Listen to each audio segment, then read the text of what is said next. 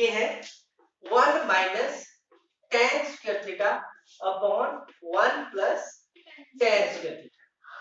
In term of tan है ना, इसके 4 फार्मूले हैं और इसके भी 3 या 4 फार्मूले हैं, पर हमें चाहिए इन टर्म ऑफ tan। क्यों चाहिए? क्योंकि आपका जो मैट्रिक्स A है इन टर्म ऑफ tan चाहिए, ठीक है। और sin 2 थीटा का जो फार्मूला होता है, वैसे तो ये भी होता है in term of sin cos 2 sin theta cos theta, लेकिन ये नहीं चाहिए हमें, बना इसी से ही है, ये tan बना इसी से ही बना है। तो ये है 2 tan theta upon 1 plus tan square theta. लेकिन अभी भी इसमें कमी है, इसको भी हम डायरेक्ट यूज नहीं कर सकते, क्योंकि ये जो एंगल है ये क्या है, हाफ एंगल है। तो अगर हमें हाफ एंगल चाहिए तो पूरे ही फार्मूले में एंगल हाफ करना पड़ेगा, दोनों साइड में एंगल जो है हाफ करना पड़ता है। तो यहां अगर एंगल हाफ किया तो कितना बन गया, थीटा। तो यहां बन गया cos थीटा, बना ना cos थीटा। तो यहां पे हाफ हो जाएगा एंगल, तो यहां हाफ करके कितना बनेगा, 1 minus tan square theta by 2 1 plus tan square theta by 2, और यहां भी एंगल हाफ हो जाएगा। तो साइन 2 थीटा का हाफ हो गया थीटा, तो अब यह साइन थीटा, और ये 2 tan थीटा बाय 2, और यहां पर 1 plus tan square theta by 2।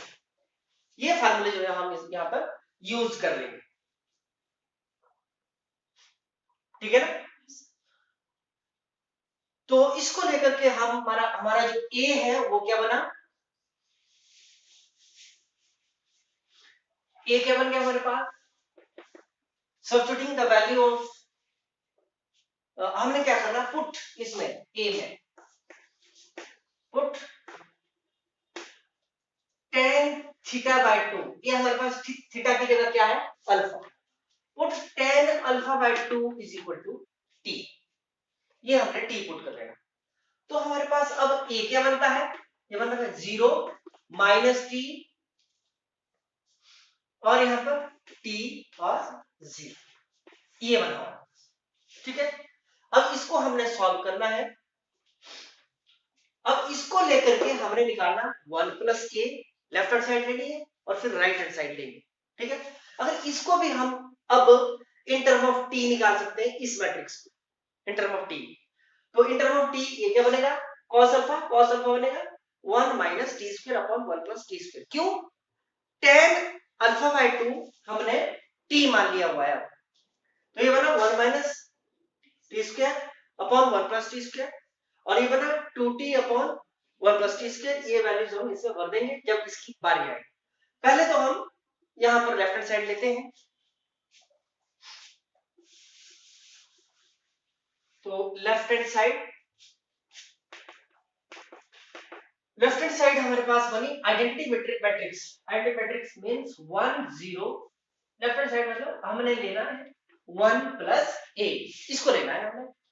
तो ये 1 नहीं है, क्या है, i मतलब आइडेंटिटी मैट्रिक्स। आइडेंटिटी मैट्रिक्स क्या है, 1 0 0 1 प्लस a। a कितना है हमारे पास, 0 माइनस 1 और 1 0, समझे ना, ये है हमारे पास a। और a में tan अल्फा बाय 2 हमने भर लिया हुआ है t पुट किया है हमने, लिख लिया ना हमने, हाँ t पुट किया है हमने। तो ये बना हमारे पास क्या, 0 माइनस t 0, ठीक है। अब जो है इसके कॉरस्पॉन्डिंग एलिमेंट्स ऐड कर सकते हैं, तो 1 प्लस 0 1, 0 माइनस t और 0 प्लस t 1 प्लस 0 1, ये बनी हमारे पास लेफ्ट हैंड साइड, यानी कि आइडेंटिटी मैट्रिक्स प्लस a, ठीक है। अब लेते हैं हम right hand side. Right hand side पे क्या है, i माइनस a को पहले ही फाइंड आउट कर लेते हैं, है ना। लेफ्ट हैंड साइड को, राइट हैंड साइड को लेने से पहले भी i minus a find out कर लो पहले। तो i minus a 1 0 0 1, i of order 2, और माइनस a हमारे पास बनेगा 0 माइनस t 0। ठीक है, इसको सॉल्व करो। 1 minus 0 1, 0 minus minus plus t, 0 minus t, 1 minus 0 1, ये बना 1 माइनस k। ठीक है, अब आपने क्या लेना है, right hand side. Right hand side रहेगी हमारे पास identity matrix minus a into cos alpha, और मैं कॉस अल्फा की वैल्यू भर दूं। कॉस अल्फा जो है हमारे पास होता है 1 minus tan square alpha by 2 upon 1 plus tan square alpha by 2, tan alpha by 2 equal to t. तो ये बना हमारे पास 1 minus T square upon 1 plus T square, और minus sine 2 t upon 1 plus T square, और यहां पर बना हमारे पास कितना, साइन अल्फा है। तो इसको तो मिटा दो ना, मैं तो आप बता देंगे। 2t upon 1 plus T square, ये मैंने साइन अल्फा की वैल्यू भरी यहां से, और कॉस अल्फा जो है हमारे पास यहां से निकलेगा 1 minus T square 1 plus T square. यहां पर तो हमने वैल्यू भर दी, अब यहां पर भी वैल्यू भर देते हैं आइडेंटिटी मैट्रिक्स माइनस a की। ये अभी भी निकाला था हमने, तो ये वैल्यू मुझे बताएं। 1 रो में 1t माइनस टी 1, ये थी हमारी राइट हैंड साइड। अगले स्टेप में लिखना आपने इसको। ठीक है, अब हम जो है इसको मल्टीप्लाई करें। ठीक है, माइनस टी ऊपर है, मैं पता क्या ले रहा हूं, मैं ले रहा हूं 1 माइनस ए, है ना, 1 माइनस ए, माइनस टी ऊपर नहीं है।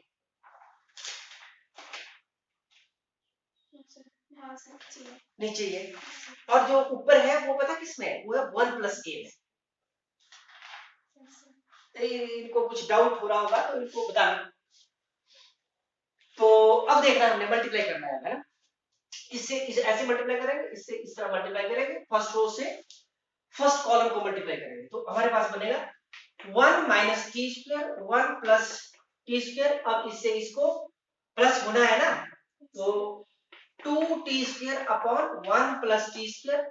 अब इसी से सेकंड कॉलम, फर्स्ट रो से सेकंड कॉलम को, तो हमारे पास बनेगा कितना, minus 2t upon 1 plus T square, और plus t into 1 minus T square upon 1 plus T square. ठीक है, अब जो है सेकंड रो से फर्स्ट कॉलम, फिर सेकंड रो से सेकंड कॉलम, तो minus t into 1 minus T square upon 1 plus T square, plus 2t upon 1 plus T square, और अब सेकंड कॉलम को, तो माइनस माइनस प्लस, ये हो गया 2t square upon 1 plus T square, plus 1 minus T square 1 plus T square. इसको bracket में बंद कर दो। अब इसको आगे हम थोड़ा सिंप्लीफाई करेंगे, मैं सिंप्लीफाई इधर करूंगा, तो यहां पर एलसीएम आएगा 1 प्लस टी स्क्वायर, एलसीएम आया दोनों से, और ऊपर सॉल्व करेंगे हम, तो 2t square minus T square हो गया टी स्क्वायर, है ना, प्लस का, तो ऊपर भी 1 प्लस टी स्क्वायर और नीचे भी 1 plus T square, which is equal to 1। लिख दो 1 ही डायरेक्ट, ये 1। ठीक है, अब यहां पर देखना, नीचे थोड़ा सॉल्व कर लेते हैं, 1 प्लस टी स्क्वायर, और यहां पर माइनस 2t और plus t minus t cube, देखो इस टी से मल्टीप्लाई हो रहा है, तो plus t minus t cube. ठीक है, ये बना हमारे पास minus 2t plus t, minus t cube 1 plus T square, ठीक है। माइनस टी कॉमन, तो ऊपर बचा 1 plus T square, 1 plus T square, 1 plus T square गया, यहां बचा माइनस टी, ठीक है। अब जो है हम सेकंड रो को सॉल्व करते हैं। सेकंड रो में भी एलसीएम जो है 1 प्लस टी स्क्वायर ही आएगा और minus T minus minus plus T square plus 2t, ठीक है। 2t माइनस टी हो गया t और plus T square 1 plus T square which is again t common 1 plus T square, ये हुआ टी क्यूब होगा, ये माइनस टी से टी स्क्वायर को जब मल्टीप्लाई होगा तो ये टी क्यूब होगा, देख रहे हैं ना, टी क्यूब हुआ ये, और ये भी टी क्यूब, और अब बचा यहाँ पे T square 1 plus T square, 1 plus T square से 1 प्लस टी स्क्वायर चला गया, क्या बचा यहाँ पे टी। और अब इसको देखेंगे तो 1 प्लस टी स्क्वायर एलसीएम आ जाएगा, 2t square minus T square T square plus 1 या 1 plus T square, 1 plus T square upon 1 plus T square is equal to 1। अब इसको देखो, क्या ये लेफ्ट हैंड साइड के बराबर है? लेफ्ट हैंड साइड क्या थी? Identity matrix plus A solve किया था हमने, क्या देख रहा हूं सेम है? अगर सेम है तो आप लिख सकते हैं left hand side is equal to right hand side, hence proved. Left hand side is equal to right hand side, hence proved. इस तरह ये प्रूव होना था, ठीक है।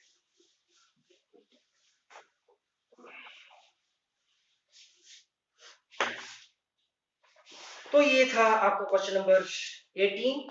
क्वेश्चन नंबर 19, क्वेश्चन नंबर 19 देखेंगे बुक में।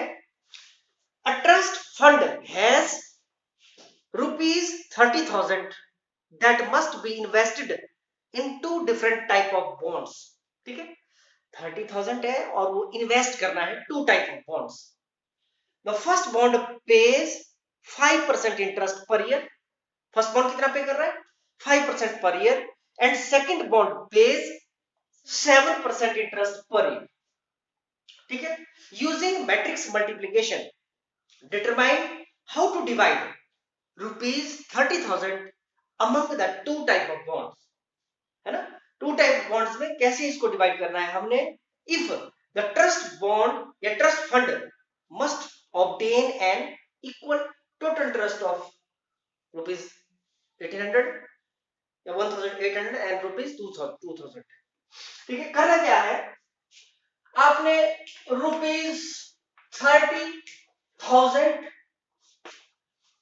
जो है इन्वेस्ट करना है, ठीक है। कितने में 2 टाइप ऑफ बॉन्ड में आपने इन्वेस्ट करना है ना। तो बॉन्ड तो आपके पास है ही नहीं, ये बोल रहे हैं determine how to divide 30,000 among 2 type of bond. 2 type of bond में कैसे इसको डिवाइड करना है, हाउ टू डिवाइड। तो ये हमने डिवाइड करना है, तो let it may be divide by x। First bond जो है किसमें हमने डिवाइड करना है, x में डिवाइड करना है, और दूसरा क्या आ जाएगा फिर 30,000 माइनस x, इस तरह बन जाएगा दूसरा, ठीक है। अगर एक को x में डिवाइड किया, 2 बॉन्ड में 30 को 2 में डिवाइड करना है, ये सोच लो कि 50-50 डिवाइड करना है अगर, तो कितना हो गया 15-15 हो गया। अगर ये 15 हुआ, ये 15,000 हो गया, तो अगला कितना हो जाएगा, इसमें से 15 घटा दो, वो अगला होगा। ये अलग बात है, क्या आएगा क्या नहीं, पर इसको हमने डिवाइड करना है, हमें पता ही नहीं है कि हम इसको किस तरह डिवाइड कर सकते हैं। अगर एक बॉन्ड का जो इंटरेस्ट मिलता है वो पे होता है कितना 5% इंटरेस्ट पर ईयर, और दूसरा बॉन्ड कितना 7%, यहाँ पर हमारे को 5% इंटरेस्ट मिलता है और यहाँ पर 7% जो है इंटरेस्ट मिलता है पर ईयर, ठीक है।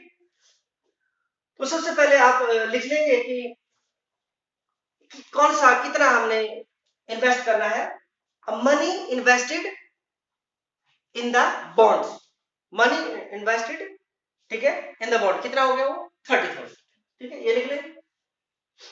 और the interest, first bond interest कितना आ गया 5% और सेकंड बॉन्ड इंटरेस्ट कितना आ गया 7%। इसके लिए एक रो मैट्रिक्स बन जाएगा, रो मैट्रिक्स इसका क्या आ गया, आपने बॉन्ड जो है किस तरह डिवाइड किया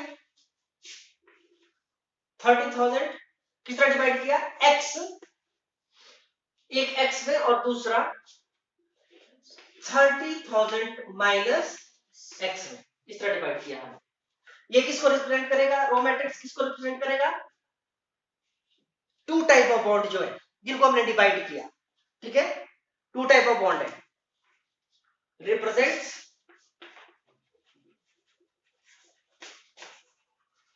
to type of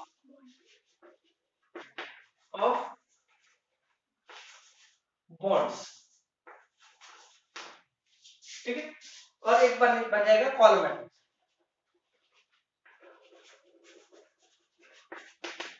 column matrix represents interest, interest को रिप्रेजेंट करेगा, तो कितना इंटरेस्ट 5% और 7%, ये बन जाएगा आपका रिप्रेजेंट्स, किसको रिप्रेजेंट करेगा interest, rate of interest,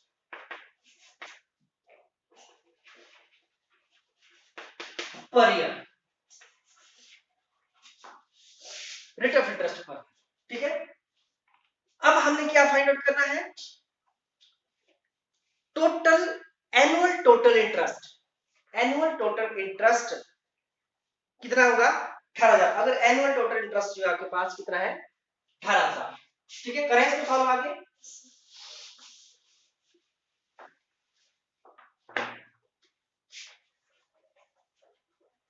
annual total interest,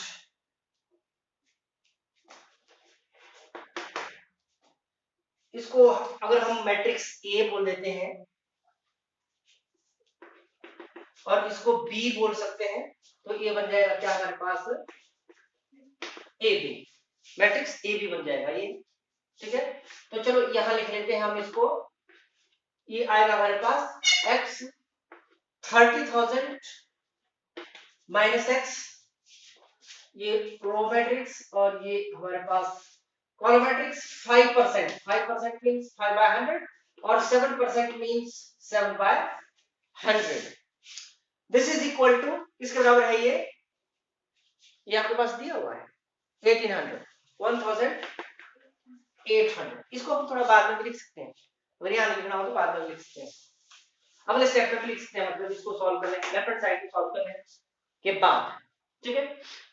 हाँ, हम इसको सॉल्व करें तो रो मैट्रिक्स कैसे मल्टीप्लाई होता है, कॉलम मैट्रिक्स से मल्टीप्लाई होगा, इसको x से मल्टीप्लाई होगा, सॉल्व करना है मैट्रिक्स को, तो x ये बन जाएगा आपके पास 5x बाय 100 और इसको इससे प्लस 30,000 माइनस x इंटू 7/100, इस तरह हम लिख सकते हैं इसको, इज इक्वल टू, ठीक है। तो इसको और सिंप्लीफाई करो, एलसीएम हमारे पास कितना बन जाएगा 100 और 5x प्लस कितना होगा 7 21,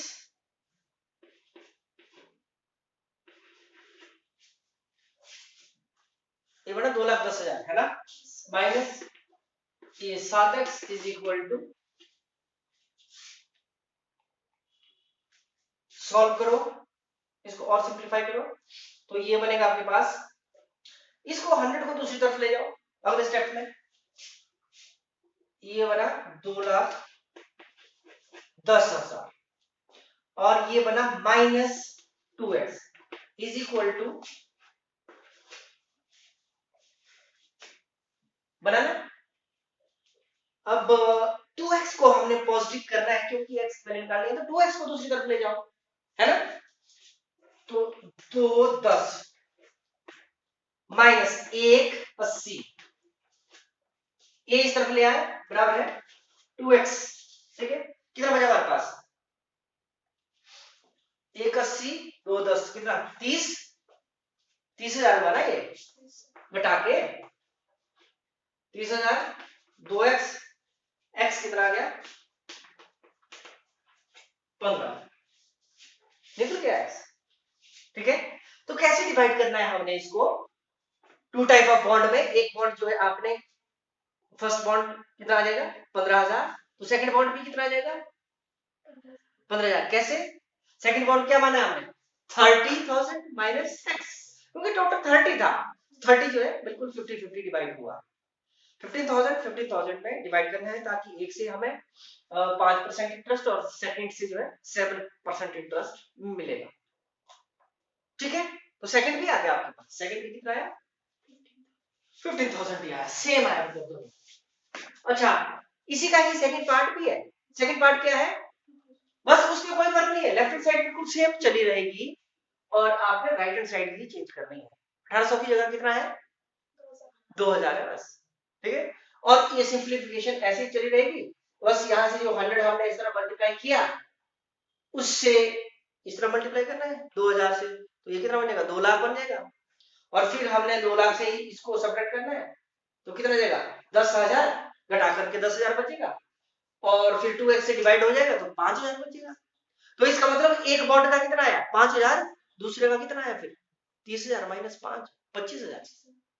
तो ए में जो है आपके पास कितना आया 15,000 में डिवाइड करना है, और अगर इंटरेस्ट रेट जो है सेम रहे और ये आपका अमाउंट चेंज होता है 2,000 में, तो आपके पास जो फर्स्ट बॉन्ड है वो 5,000 और सेकंड बॉन्ड 25,000 25,000, तब हो जाए आपका 30,000 पूरा। कर लोगे ना? बस उसमें सेम सिंप्लीफिकेशन है, इसी तरह की है। नेक्स्ट क्वेश्चन है आपके पास, question number 20। A bookshop of a particular school has 10 dozen chemistry books, 8 dozen physics books, 10 dozen economics books. Their selling price are rupees 80, rupees 60 and rupees 40 each respectively. Find the total amount the bookshop will receive from selling all the books using matrix algebra. ठीक है, sorry 20th है आपके पास। आपने row matrix बनाते हैं, तो row matrix को हम कुछ भी बोल सकते हैं, ए अगर बोलते हैं मैट्रिक्स ए अगर इसको बोल दिया, तो सबसे पहले किस चीज की बुक्स है केमिस्ट्री है ना, केमिस्ट्री कर देते हैं, और सेकंड जो है आपकी रहेगी फिजिक्स की, फिजिक्स की है ना, तो फिजिक्स हो गया, और थर्ड जो है आप इकोनॉमिक्स की रहेगी। तो ये कितनी है केमिस्ट्री की 10 डजन है, 10 डजन मींस 12 से मल्टीप्लाई हो जाएगा, ये 120 है, और फिजिक्स की कितनी है 8 डजन है ना, 12 है 96 और 120। हमने क्या किया ये बुक्स में कन्वर्ट कर दिया डजन के बजाय, ताकि हम इसका रेट भी सॉल्व कर सके। और दूसरा इसका सेलिंग प्राइस या कॉस्ट प्राइस जो भी है, तो मैट्रिक्स बी जो है ये बता देना बी किसको, ए किसको रिप्रेजेंट कर रहा है, मैट्रिक्स ए जो है किसको रिप्रेजेंट कर रहा है, इट रिप्रेजेंट्स द बुक्स है ना, बुक्स को रिप्रेजेंट कर रहा है, ए रिप्रेजेंट्स बुक्स, और बी किसको रिप्रेजेंट करेगा सेलिंग प्राइस। ठीक है, सेलिंग प्राइस हम किस में लिखना है, हमने ये कॉलम में लिखना है, तो सेलिंग प्राइस कितना आएगा 80 आ गया केमिस्ट्री की बुक्स का, और पर बुक आया ये, और फिर फिजिक्स का 60, फिजिक्स का 60, और इकोनॉमिक्स का कितना है 40। इट रिप्रेजेंट्स क्या आ गया है सेलिंग प्राइस, सेलिंग प्राइस कर दिया हमने। ठीक है, और हमने फाइंड आउट करना है find total amount of the book shop will receive from selling all the books. ठीक है, ये टोटल अमाउंट।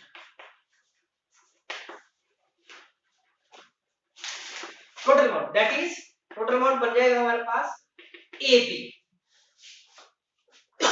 ए बी जो है टोटल अमाउंट बनेगा।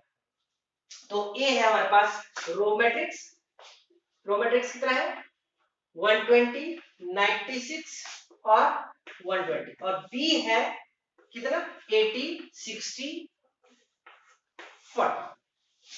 ठीक है, इसको सॉल्व करो, सॉल्व करके 120 मल्टीप्लाई 80 प्लस 96 मल्टीप्लाई 60, 120 मल्टीप्लाई 40, वो बनता है हमारे पास 9600 यहाँ पर, और यहाँ पर चलो मुझे मल्टीप्लाई कर दो।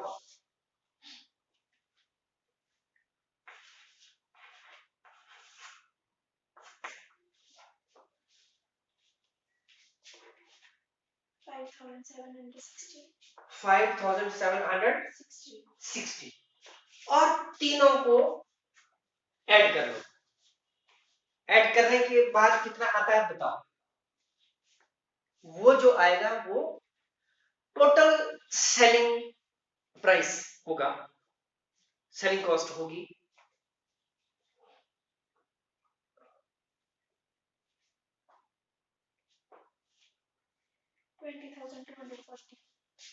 20,240।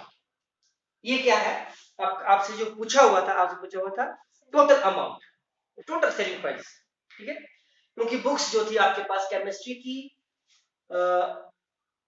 12 डजन थी, कितनी थी 10 डजन। ठीक है, और 8 डजन थी फिजिक्स की, 10 डजन थी इकोनॉमिक्स की। इन सब का पर बुक्स, ठीक है ना। और ऐसे भी अगर आपने अगर मैट्रिक्स फॉर्म से नहीं करना होता तो भी आपने कैसे करना था, देखो ना केमिस्ट्री की कितनी किताबें हैं 12 है, कितने की है एक है 12 नहीं है तो 10 है, 10 और 80, इसको भी 12 थी ना, ये 12 हुई 120, 120 तो डजन थी ना ये 10, तो 120 पूरा 80, तब भी तो ये ऐसे ही होना था, तभी ऐसे ही होना था ना, 80 पर बुक हुआ ना ये। और इसी तरह ये 90 मल्टीप्लाई बाय 60, और तब भी बिल्कुल सेम इसी से ही होना था। लेकिन यहाँ पर चैप्टर जो है मैट्रिक्स का है, इस करके ये, और क्वेश्चन में भी स्पेशली बोला हुआ है कि solve it by using matrix algebra, है ना।